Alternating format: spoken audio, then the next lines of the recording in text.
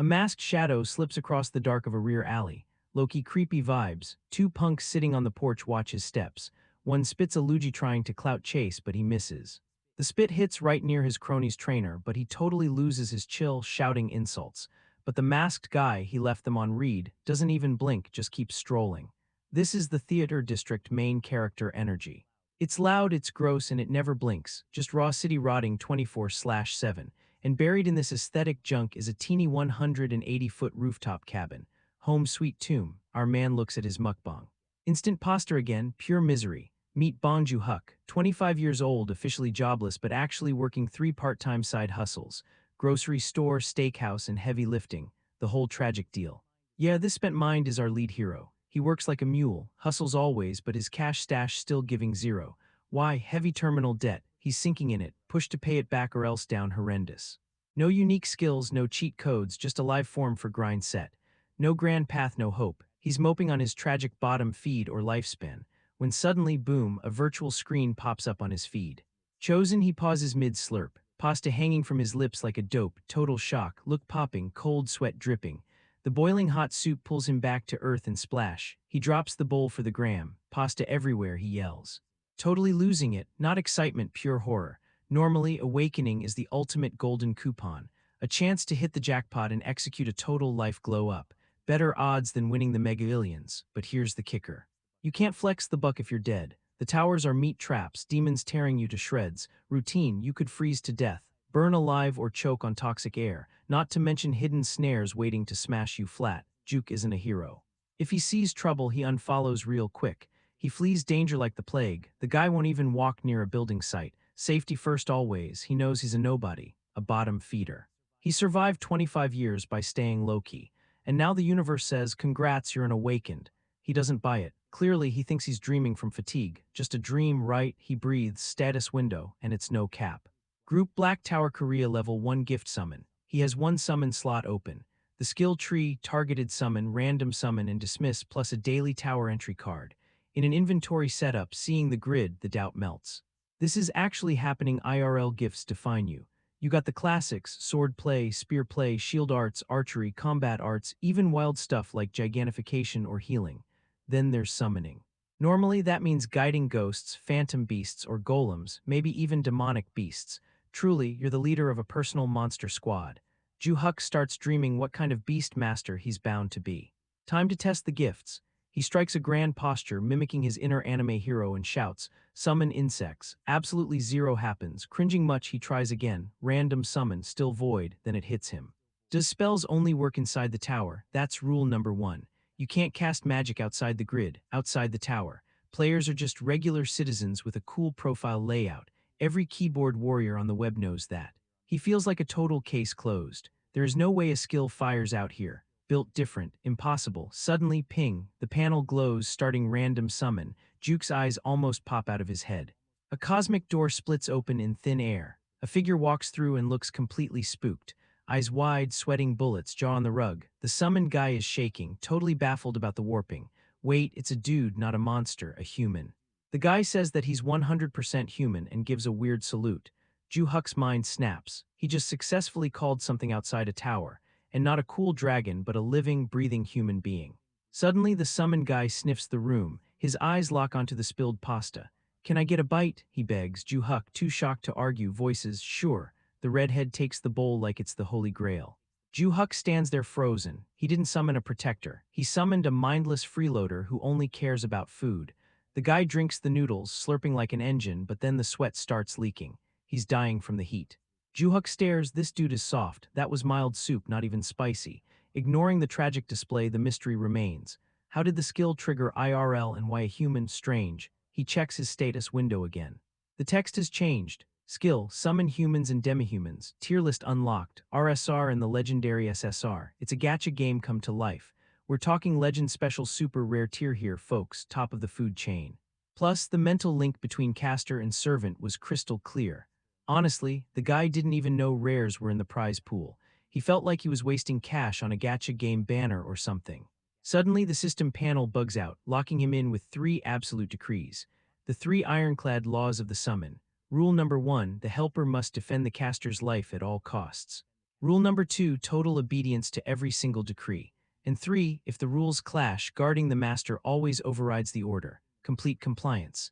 Yeah, our boy Ju-Huk was definitely vibing with that main character power trip. Now he had to know who exactly answered his call. He hits the profile and the data loads the screen.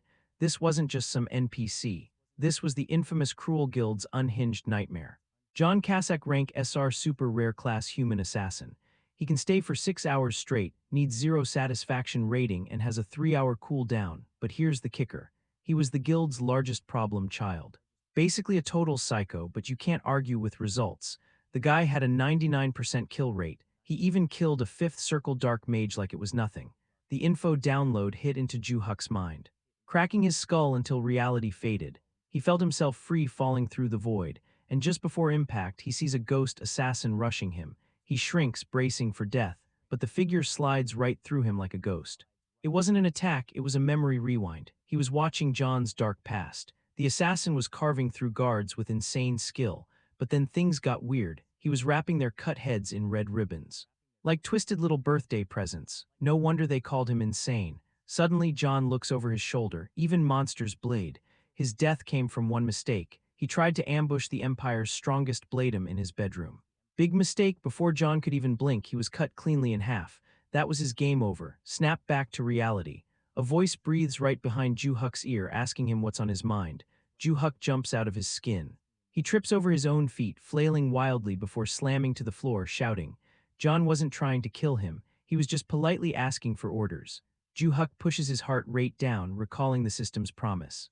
The summon makes 0 threat and obeys absolutely. He takes a shaky breath to test the waters and orders the assassin to trash the pasta pot and wipe down the table in a flash.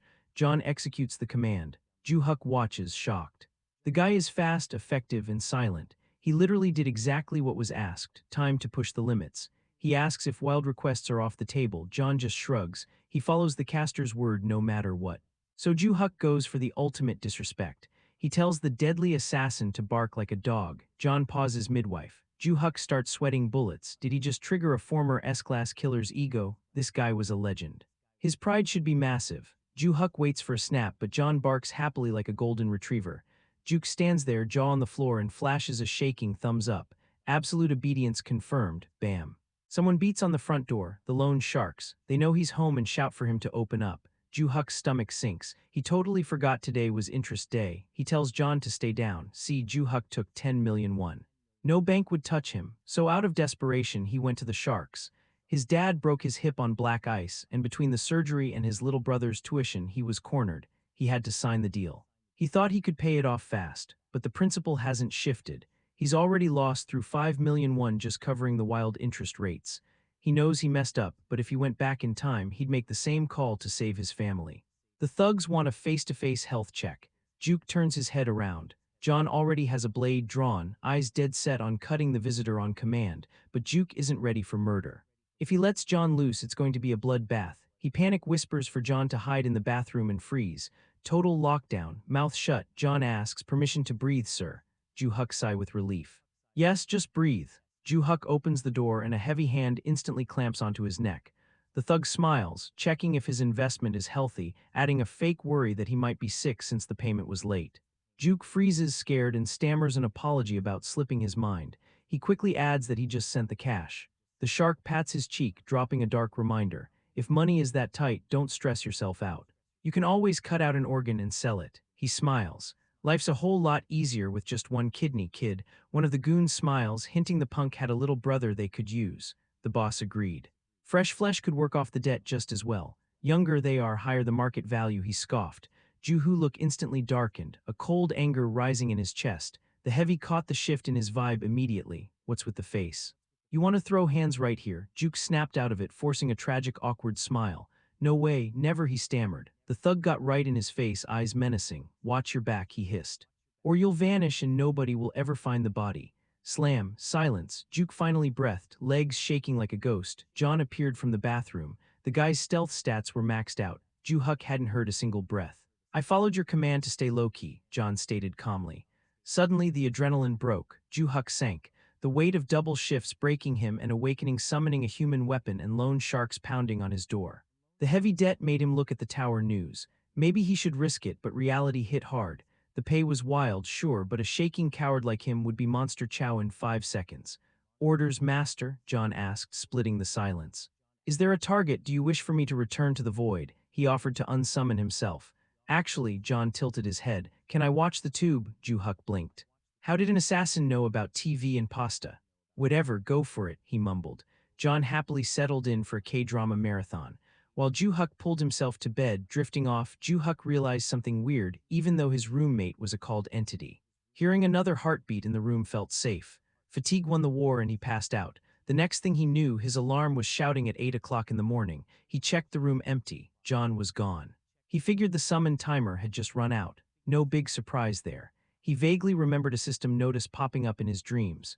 Groggy, he stumbled up to get ready for another soul-draining day at his side hustle. He was blanking out while brushing his teeth when the TV blared. Breaking news, something about a huge incident in Jangnagu, Seoul. The anchor's voice was grim, the entire Smile Cash office. That illegal loan shark den had been wiped out in a brutal bloodbath. 3 targets beheaded, the reporter said. Clatter. Ju-Huk's toothbrush hit the floor. The killer left a sign.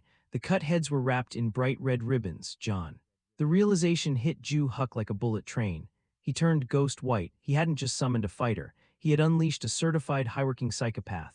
The Smile Cash massacre was trending everywhere. Crime scene photos showed bodies floating in their own blood. One guy's finger snapped backward and those heads displayed like twisted birthday gifts. Ju-Huk's spiral, fear clawed at his throat. He was an accessory to murder. If the cops traced this back to him, he was cooked. He tried to deny it, but the style was clear. That was John's handiwork. Later, scanning items at work, reality warped. A lone shark's ribbon-wrapped head seemed to roll down the checkout desk. Waiting to be scanned, his mind was frying. All he could see was that headless torso gripping its own gift-wrapped skull. The illusion was so clear, he scrambled backward, hitting hard into the display shelf behind him. Whoa, you good bro? Oh, a buyer asked, looking worried. Sorry, I'm sorry, he blurted out frantically, ringing up her items. He was a mess, he couldn't work like this. He needed a mental health day. He called out of all his gigs for tomorrow, sighing heavily. Was his debt really worth people's lives? Back in the safety of his room, he pulled up JS profile in the book. Title, The Cruel Guild's Crazy Assassin. Rank, Super Rare, Class Human Assassin. Duration, 6 hours. No satisfaction rating yet. Cooldown 3 hours. Logically, he knew the system prevented friendly fire, but looking at those stats gave him the creeps. He hit the summon button, but a pop-up blocked him. Please rate your experience with John to proceed. This wasn't Uber. He told the guy to watch a soap opera, and the dude went out and committed a triple homicide unauthorized. He wanted to drop a 1-star review on him for being a loose cannon. He was angry, ready to flip the screen. The bird, but he paused, giving a 1-star rating felt too brutal even for a killer. He remembered his mom's struggles as a water filter coordinator. Ratings were life or death. He couldn't be a Karen. He clicked 3 stars. Kindness went out the moment he sent the rating. The air shifted. John appeared in the room. 3 stars. John smiled, looking genuinely touched. Thank you, master. I'll work even harder next time, looking at that puppy dog face. You'd never guess he was a butcher. Ju-Huk decided to pull the band-aid off. Did you zero those guys, the ones who broke in here? John puffed out his chest. Handled them last night. Trash taken out. Ju-Huk gasped, the air leaving his lungs. Hearing the confession out loud was terrifying. He was rooming with a serial killer. Nausea twisted in his gut, heart pounding against his ribs. He forced himself to breathe. He can't hurt me. System rules, how? Juke whispered, voice shaking. You didn't even have an address. John tapped his own temples, smiling. Mark of hunting, he said casually. Tagged those bastards the second they stepped over the threshold like it was just a video game skill. John cleared the slaughter as proactive defense, taking out the trash before it could stink. Ju-Huk wasn't buying it, snapping back that he never gave the kill order. Then John played his trump card, the summon's 3 laws, specifically Article 3, the fine print. If Law 1 and 2 clash, Law 1 reigns supreme.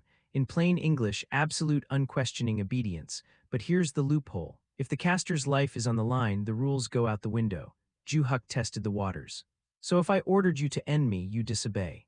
Bingo. John confirmed without missing a beat. But since Juke wasn't actually in danger, John admitted his little massacre was a judgment call. John argued that Article 3 is open to reading. In his dark logic, those goons were walking red flags. Leaving them alive meant a sure threat down the line, so killing them now was just smart business. Ju-Huk shook. Dude, that is straight up mental. The insult slipped out before he could catch it. He stammered an apology, but John just shrugged. He's used to being called a monster. It's not that Gu didn't get the logic, but that mindset is a ticking time bomb. Picture this, just a casual walk downtown with John. Boom, accidental shoulder check with some wannabe gangster. The guy starts running his mouth, posturing hard. You got a death wish, I'll gouge your eyes out. Classic empty trash talk. But in JS world, that guy gets beheaded before he finishes the sentence. Juke was spiraling. This was a nightmare scenario waiting to happen. Surprisingly, John owned it. My bad, he dropped to one knee. Clarifying that the bloodshed wasn't just for his own entertainment, it was to prevent future headaches. Plus, John pointed out the cleanup was perfect. No witnesses, no crime. Ju-Huk demanded a stop to the freelance killing. John couldn't promise zero violence, so Ju-Huk forced a pact. Only engage if there is literal blade against my throat. No more killing based on vibes or hunches. John vowed to practice better judgment. His voice booming with manic power, deal sealed. Ju-Huk tried to dismiss him, but John threw a curveball. So are we ignoring the tower? Ju-Huk froze. He knew the tower was the golden ticket. A one-shot lottery win to shift his life, but terror gripped him. It's a meat grinder in there, he deflected, asking if John had served another master before. Indeed, John dreamed. A warrior true blade. Absolutely fearless, Ju-Huk felt small. Someone out there was using these powers to actually save the world. I don't have the guts, he admitted, bracing for the mockery. John opened his mouth to speak. Ju-Huk cut him off. I know I'm a pathetic coward, but John shook his head. Incorrect. You are the grander summoner. John dropped some wisdom. Safety is the ultimate virtue. Bravery, that's poison. Heroes get people killed. If you die trying to be a hero, I'm stuck in the void. 2. Let me handle the filth and blood. You stay safe. Live long. That night, Ju-Huk tossed and turned, the chat replaying in his head like a broken record. To climb or not to climb, he decided to fold. The hero life wasn't his vibe. He'd just be glad for surviving. The gangsters were gone, the dead erased. He planned to work a boring safe 9 tough. Keep his head down, work hard, and survive. Then reality rang. His dad's number flashed on the screen. Dad checked in on the rehab, then dropped the hammer. They needed to move to a major hospital. Pricey, and Mom, she just lost her job. Don't stress, son, his dad lied through the phone, just calling because we haven't heard from you. He promised a visit soon. A family meal to pretend everything was fine. Take care of yourself. Click. Juke stared at the phone. Then he silently strapped on his safety gear, just a peek. He lied to himself, first floor only, quick scout mission, in and out if it gets hairy. I bail instantly. He cleared his schedule anyway, might as well use the free time. Time to summon, but wait, did he really need to bring that nutcase, John? Maybe he could roll the dice again. Pull a legendary special super rare unit this time. Access denied. Random summon locked. Cooldown 28 days, 11 hours, 8 minutes and 37 seconds. A whole month. He had no idea the cooldown was that brutal. Stuck with the psycho it is. He hesitated. Did John know he tried to replace him? Avoiding eye contact, he mumbled, "We're hitting the tower." John smiled. Finally, look at that bravery. Whoa, cancel that. Ju-Huk panicked. No bravery here, just dipping a toe in. Understood. John pointed at Ju-Huk's pathetic safety gear. Ditch the trash, I'm your weapon, your hunting dog. I'll handle the slaughter, John promised. Eyes gleaming, you won't even have to lift a finger. Ju-Huk locked eyes on the interface. Target Korea Black Tower Floor 1. He smashed the confirm button. Gravity just vanished. Freefall kicked in, tearing a scream from Ju-Huk's throat while John clung to him for dear life. Reality dissolved into a neon blur. Ju-Huk plummeted through a digital vortex. Code and light streaming past like a warp jump, pure terror. His face drained of color. Eyelids clamped shut as the data stream violently dragged him down. John's grip tightened, anchoring him as they hurtled into the abyss. Then slammed solid ground. Juke opened his eyes to a total wasteland. His stomach lurched and he violently emptied his guts on the dirt. John just watched. You'll adjust, John deadpanned. Without missing a beat, he marched out of the safe zone, leaving the rookie to catch up. Ding. The system interfaced with Ju-Huk's body, surging him with a sudden stat boost. Combat skills unlocked, level 1 or not. The power coursing through his veins was undeniable. He finally felt like a player. He flexed, feeling surprisingly swole. The objective flashed. Defeat 5 tough-kinned fatty grubs. Time limit 2 hours. Current kill count 0. The stakes. Death or a humiliating forfeit. No pressure. John spotted the targets. Gook remembered the wiki. Floor 1 is basically a tutorial level. These fatty grubs were literal meat shields. 0 damage output but tanky as hell with indestructible hides. Basically walking bullet sponges. It usually took other players 30 minutes just to chip one down, but Ju-Huk was hyped. He stepped up ready to grind. John shot him a skeptical look. Master, is suffering really necessary? John asked. Ju-Huk ignored him, stepping forward, then froze. He forgot a weapon. He whipped around to borrow a blade, but the grub was already looming over him, casting a massive squishy shadow. Ju-Huk's soul left his body. He spun toward his companion, eyes pleading. John, assist. John nodded, wise choice, blur of motion. John vanished, reappearing instantly to blow the monster's head apart. One shot, he didn't stop. Rushing the rest, stay back. Dual daggers materialized in JS grip, a manic grin on his face. He unleashed a flurry of throws, tagging multiple grubs all at once. He snapped his fingers, blade explosion. The marked targets detonated in a fountain of gore. Instant squad wipe. Mission cleared, the loot dropped, 100 magic stones, and then the ranking flashed. S plus that insane clear rank unlocked a platinum badge. Ju-Huk stood there in euphoria. Realizing this was actually broken level easy, he was already mentally spending his future fortune. But he had no idea that across Korea, the glitched ranking was going viral. In gyms, in clubs, on phones, every player's interface lit up with the same anomaly, a global notification. While the world panicked, Ju-Huk unlocked floor 2 and warped out of the tower, teleported back to reality. The transition nausea hit him again, harder this time. He glanced at the clock, 5 minutes total. John gave him a thumbs up. Good work, Ju-Huk blinked. I literally just stood there. Exactly, John confirmed, best strategy.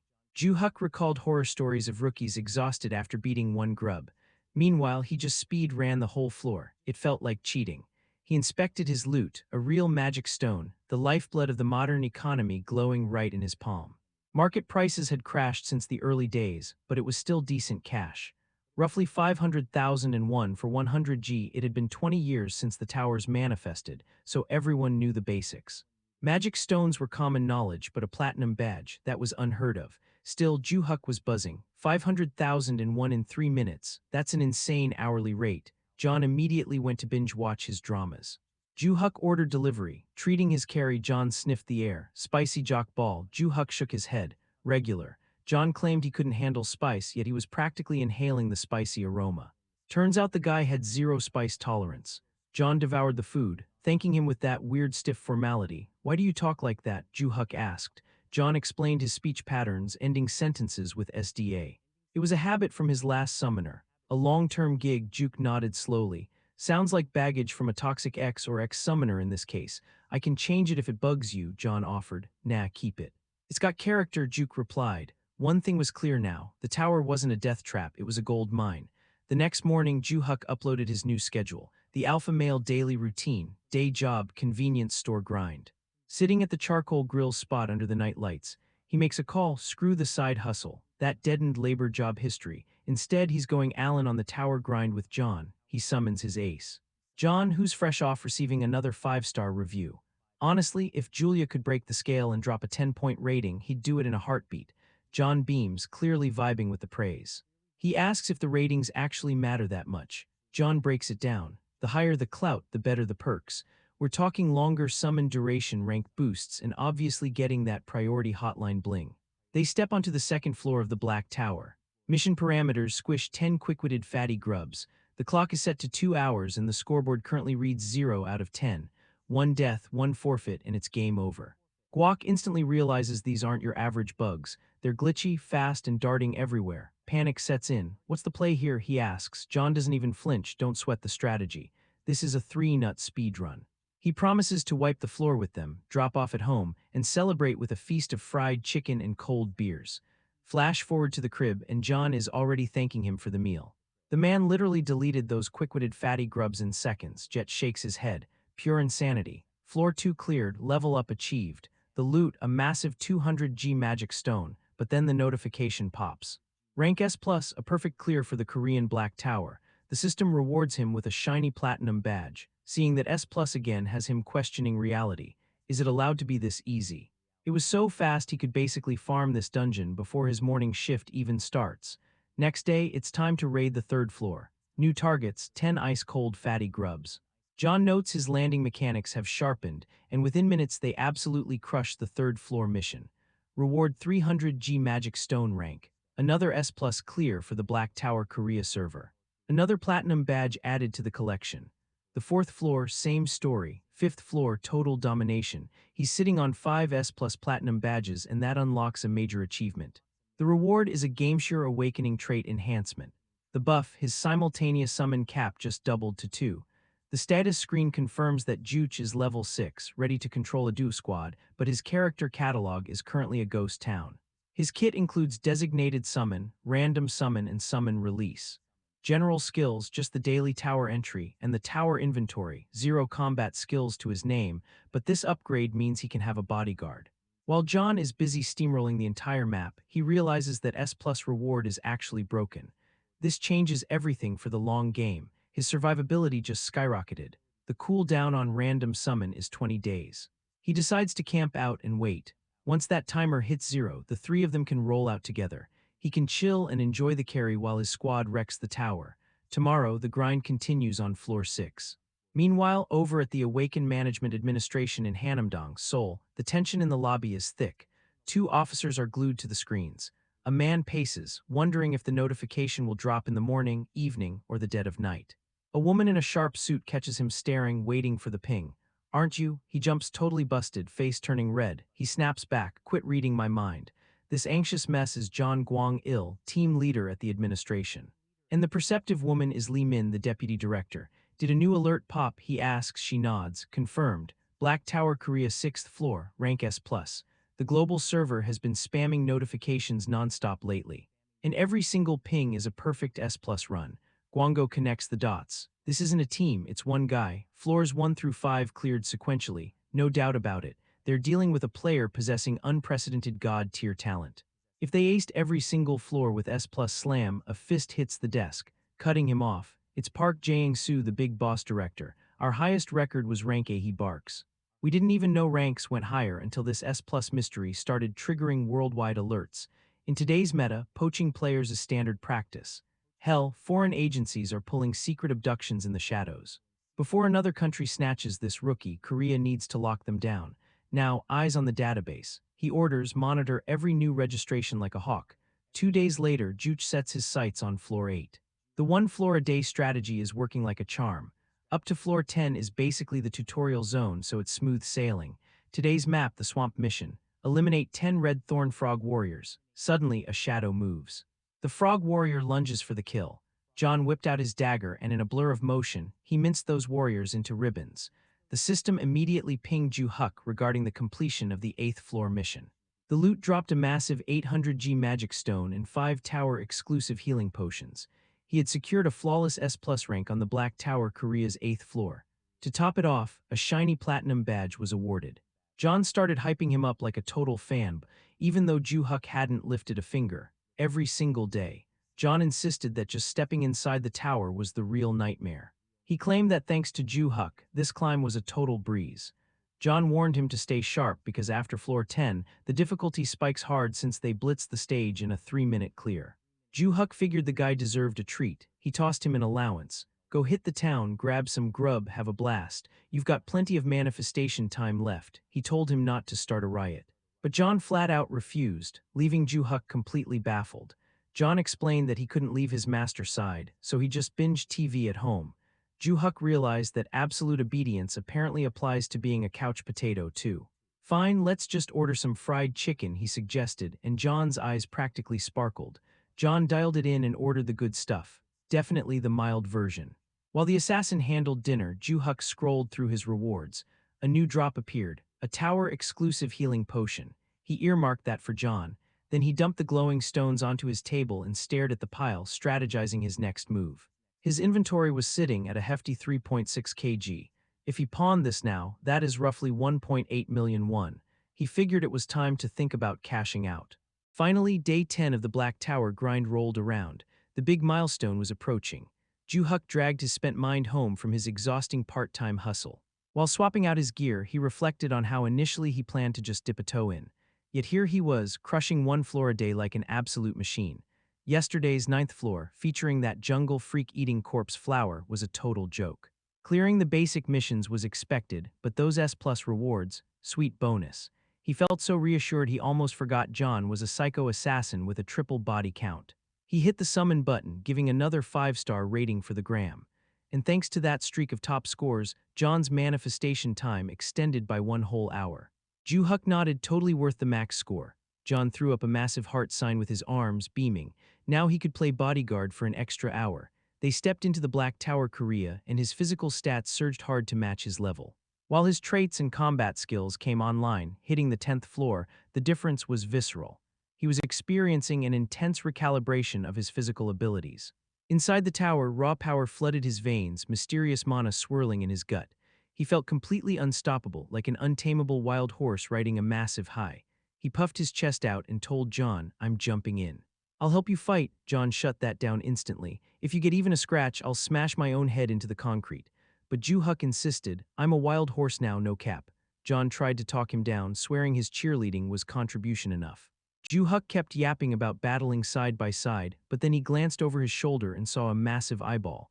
It was a giant, grotesque insect. His courage vanished instantly. How the hell do other players kill these things? He cleared his throat.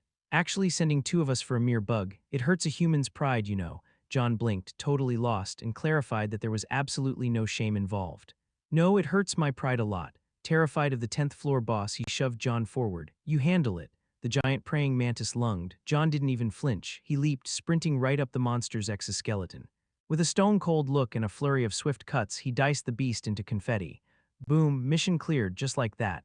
10th floor loot, 1 kg of magic stones. Once again, the scoreboard flashed that beautiful S+ rank and dropped another platinum badge. John walked back, calm as ever. Mission complete. Master, 11th floor unlocked. They warped out of the Black Tower. With that fresh 1 kilogram haul, he was holding a total of 5.5 kg. He got a major perk at 5 platinum badges. So hitting 10 meant, as expected, he unlocked another sweet upgrade. He rubbed his hands together. The perk, copy 1 skill from a summoned entity. The menu popped up: Blade Explosion, Shock Break, Vile Ambush, Poison Dagger, Shadow Step, Disruption, Stealth, Invisibility, Polymorph. John peeked over. "Master, it has to be Shadow Step, zero doubt." Ju-Huck looked puzzled. "Shadow Step," John nodded aggressively. "For the skill copy, don't even hesitate, you have to take Shadow Step." Ju-Huck raised an eyebrow.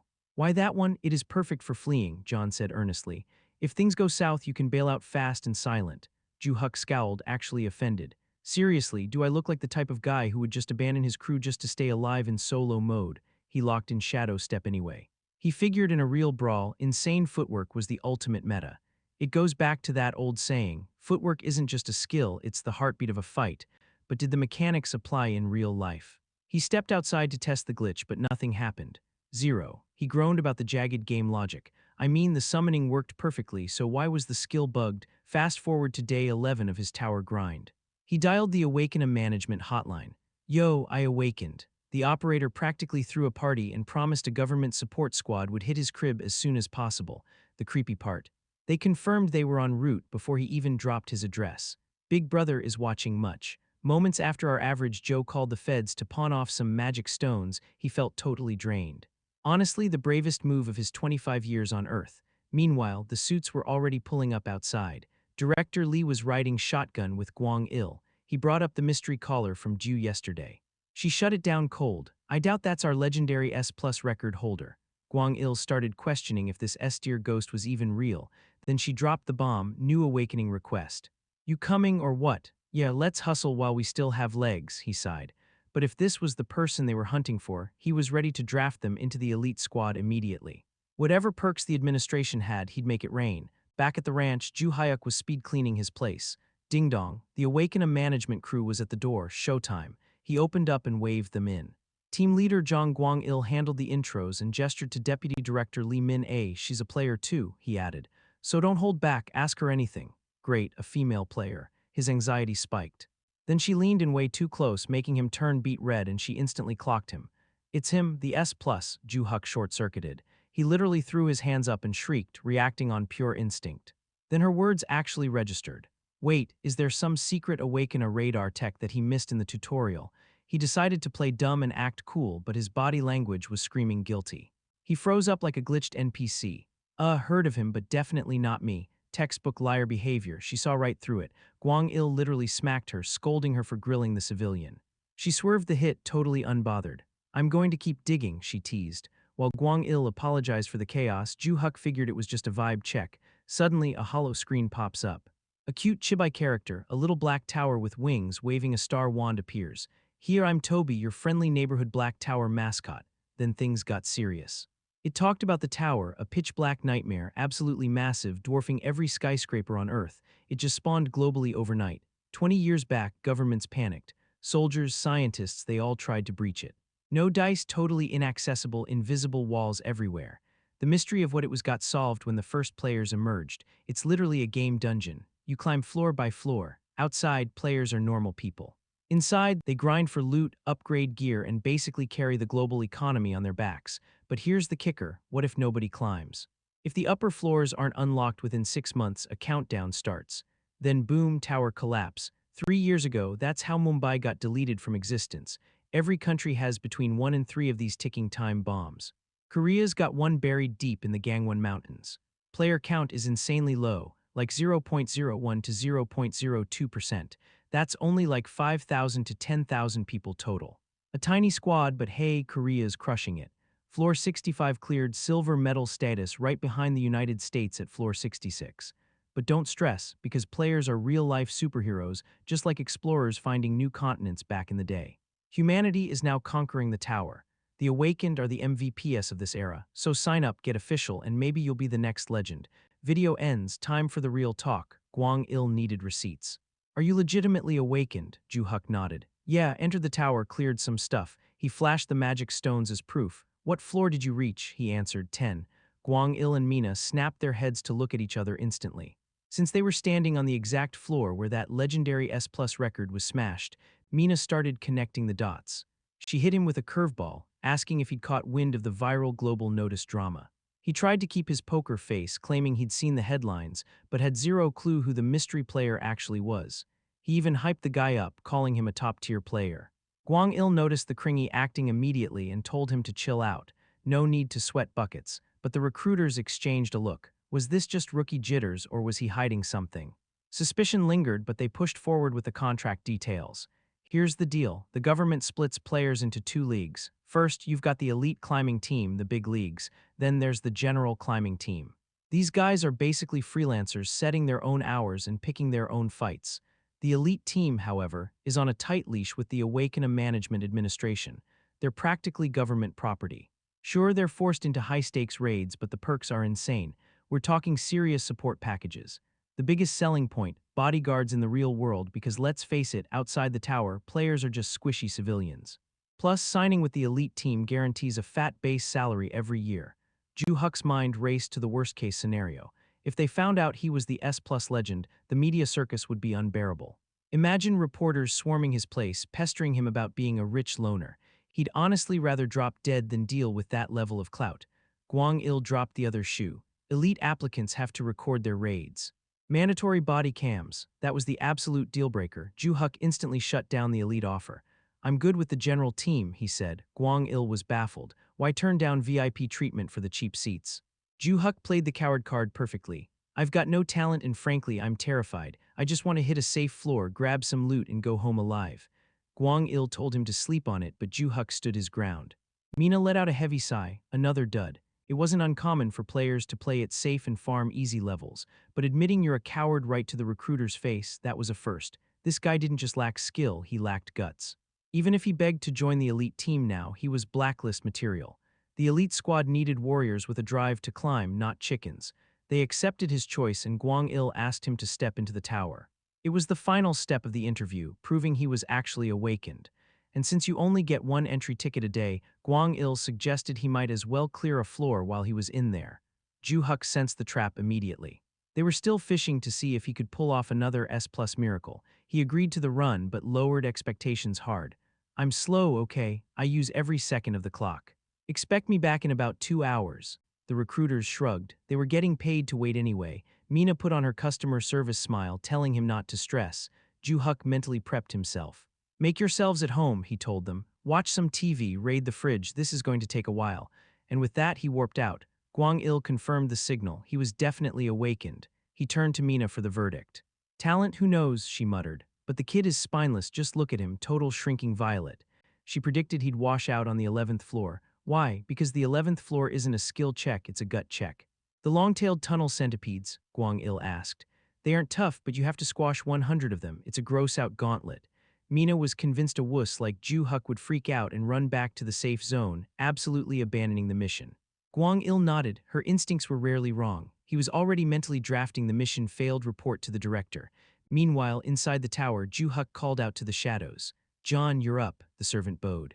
At your service, master, the objective flashed on the HUD. Floor 11, defeat 100 long-tailed tunnel centipedes. Time limit, 3 hours. Scoreboard, 0 out of 100. Death or quitting meant absolute failure. Ju Huk gagged, bugs and 100 of them, gross. John cracked his knuckles.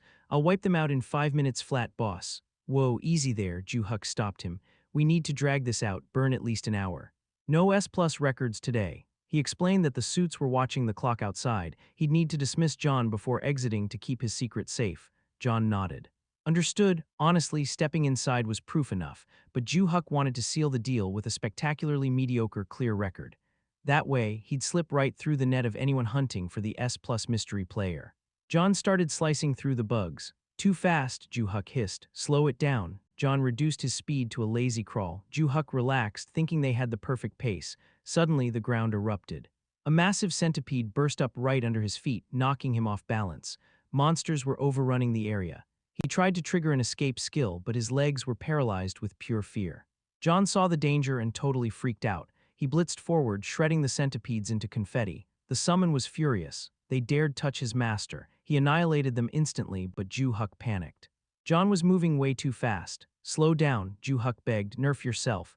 But John shook his head, refusing to gamble with his master's safety. Ju Huk didn't want to try this hard. Suddenly, the system pinged, floor cleared.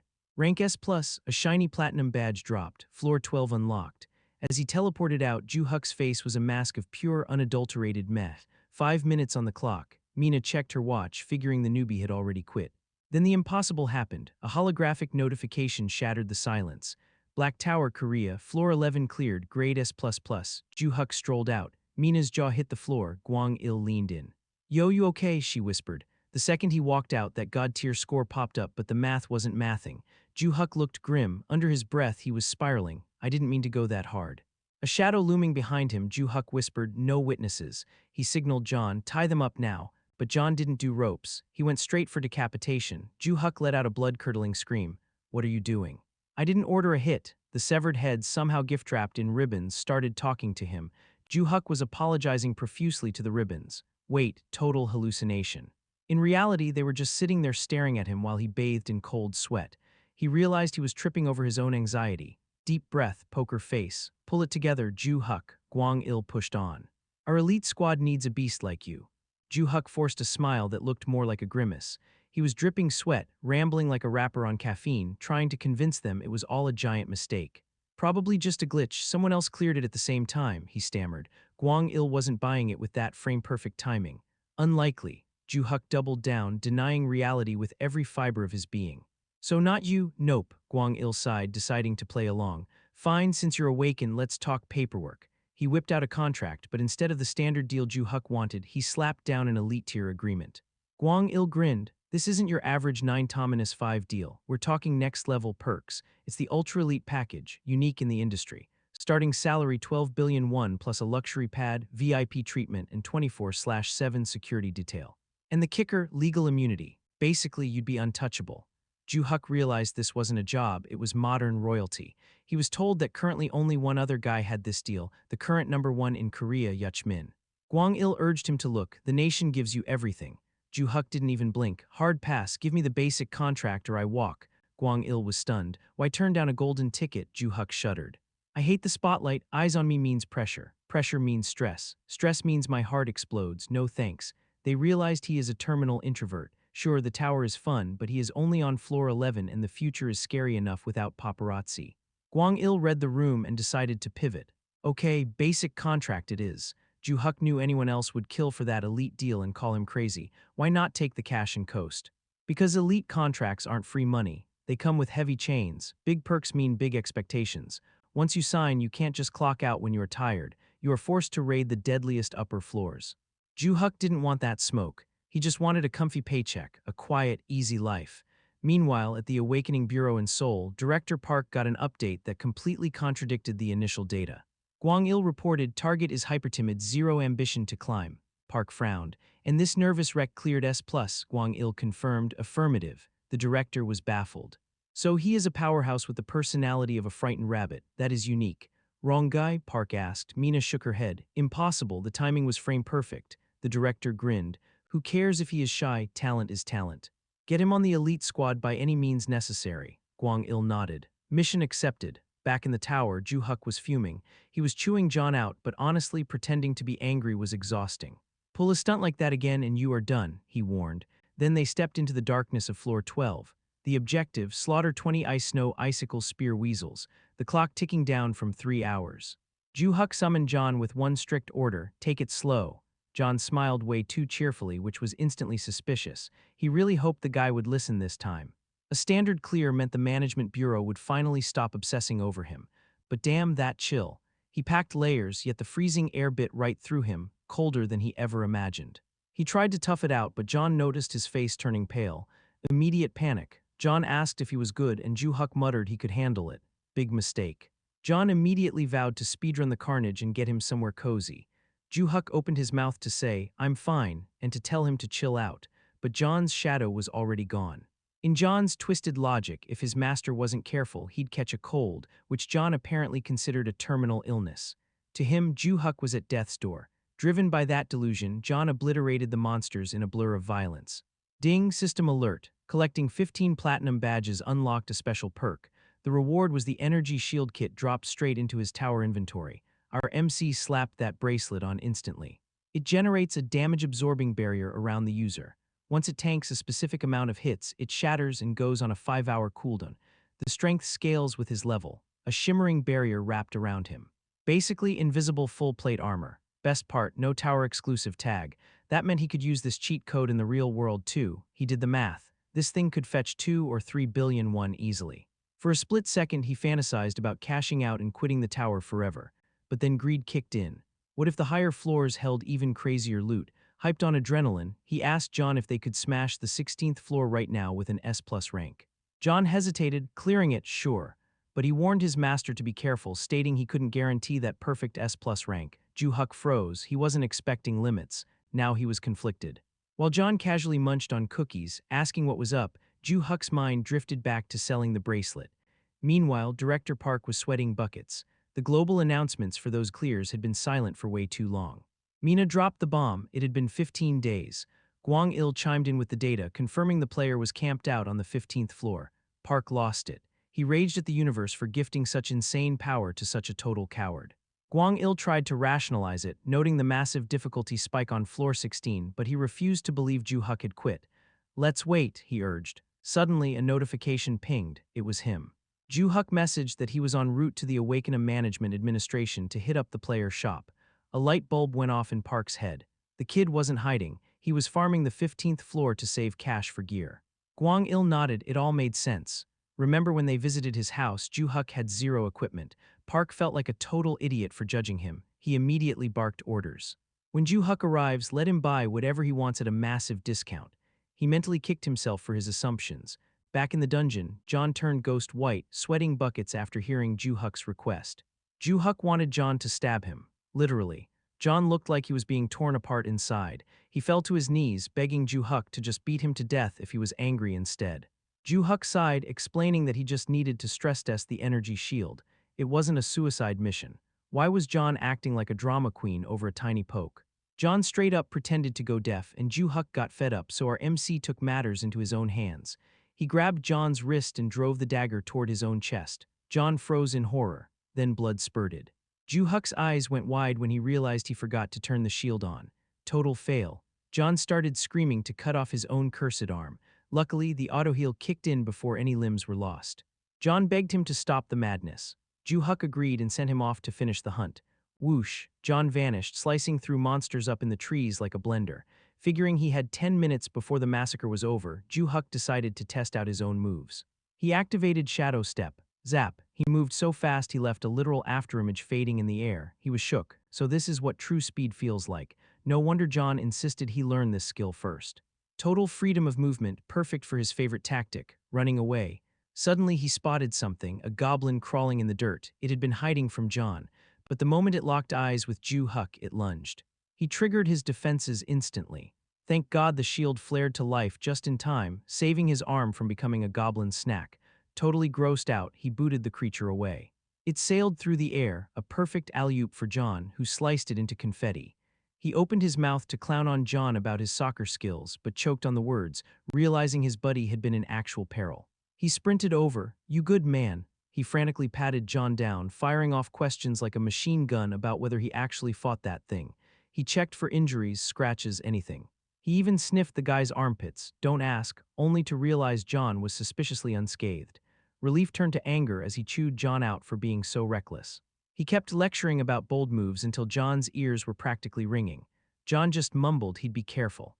Fast forward 15 days of grinding on the 15th floor, and he was finally vibing with his new skills. The loot haul was massive. The magic stones tallied up to 22.5 kg, cashing out at roughly 11,250,000 won. Gwang Il hit him back and Ju-Huk dropped the request. He needed access to the player's shop. Gwang Il immediately offered to send a chauffeur. Ju-Huk tried to play it cool and say he'd walk, but Gwang Il wasn't hearing it, insisting it was a standard VIP perk. Ju-Huk sighed and waited for his ride. A sleek luxury sedan pulled up to whisk him away. The moment he stepped out, Gwang Il was there, rolling out the red carpet for the administration building. Ju-Huk could feel the special treatment in the air. They headed inside, scanning his biometrics to register his vein data into the system. Now he had the golden ticket. He could raid the shop anytime without booking an appointment. Gwang Il offered the grand tour, but Ju-Huk took a hard pass. He wanted to browse at his own pace. He made a beeline for the player's shop. The place screamed wealth, yet it was a total ghost town, not a single other customer. He wondered if the price tag scared everyone off. First order of business, offloading the loot. The magic stones tallied up to 11,250,000 won. The clerk said the cash would hit his account in 3 days. He asked if he could blow that credit in the store right now. Green light. Exhausted from the grind, he decided to grab the essentials and bounce. Meanwhile, Director Park checked in with Gwang Il. "Is our boy shopping comfortably?" Gwang Il confirmed Ju-Huk was browsing, adding that they'd told every other player the shop was closed for maintenance. The director then asked about the price tags. Gwang Il smirked. He'd ordered the staff to slash everything by 90%. If they gave him free stuff, a timid guy like Ju-Huk would panic and refuse. But a discount, that feels like a bargain. Director Park nodded, smart play. Back at his place, Ju-Huk unboxed his new toy, an adamant mace, picked up for a measly 2 million won. He also snagged some basilisk leather walkers for 3 million. He knew the market standard gear usually starts at 20 to 30 million won minimum. Combined with team leader Gwang Il's personal greeting, the math was easy. He was getting the superstar treatment. He grumbled about it being too much pressure, but looking at those fresh kicks, he couldn't help but grin.